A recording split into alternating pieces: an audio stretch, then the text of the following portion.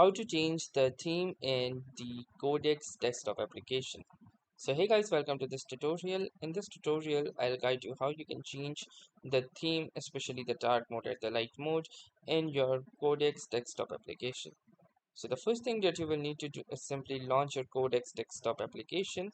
Once that is launched, simply click onto the settings option and then again click onto the settings button. Or alternatively, you may also press the control and the comma buttons.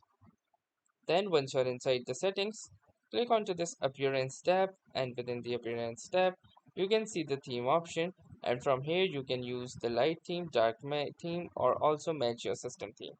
So currently, as you can see, it is set to dark.